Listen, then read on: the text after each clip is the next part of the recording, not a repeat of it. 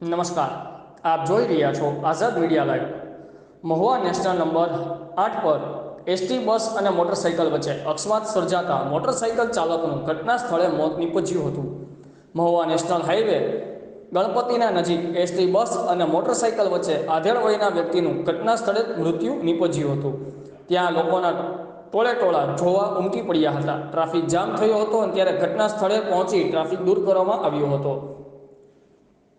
National highway પર અહીંયા પુલ અથવા મોટો ડાયવર્ઝન હોવાની જરૂર છે। પુલ અથવા ક્રોસ સર્કલના અભાવને કારણે અહીંયા વારંવાર અકસ્માત બની રહ્યા છે।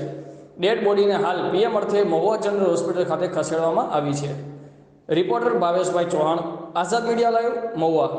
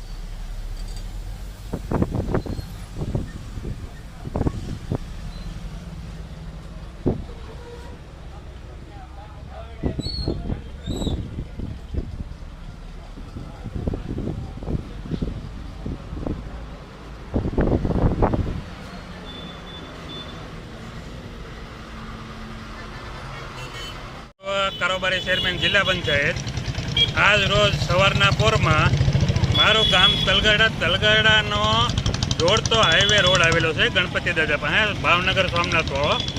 ત્યાં અવારનવાર એક્સિડન્ટ થાય છે। આજે જ અમારા એક પટેલ સમાજનો આધેડ 58-59 વર્ષનો બાઇક રોડની ક્રોસમાં સાઈડ ક્રોસ કાપવા માટે ઊભો હતો ડિવાઈડર ઉપર, ત્યાં એસટી બસવાળાએ આવીને સીધું એક્સિડન્ટ માથે ચડાવી દીધું છે।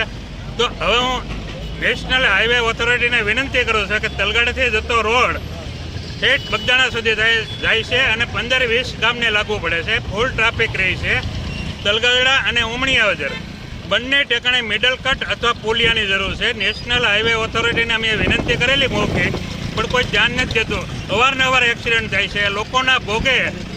વિકાસ તો ખરો, વિકાસ કરવાનો જ છે આપણે, પણ હાઈવે ઓથોરિટીને મારી વિનંતી છે કે તાત્કાલિક તમે મિડલ કટ અથવા પુલિયાનો કરો, નહીંતર લોકોના જીવ જતા રહે ને લોકો આમને દેખીરા અમારે ગાંધી હિંદા માર્ગે આંદોલન ઉપર ઉતરવું પડશે ને રોડમાં ચક્કાજામ કરવા પડશે, એવી મારી વિનંતી છે નેશનલ હાઈવે ઓથોરિટીને। કારણ કે એક અમારા હમણાં આ રોડ ઉપર 2-3 એક્સિડન્ટ થયા છે। તો વિનંતી કરું છું તાત્કાલિક પગલાં ભરી નેશનલ હાઈવે ઓથોરિટીને વિનંતી કરું કે તાત્કાલિક મિડલ કટ અથવા પુલિયો બેહાડો।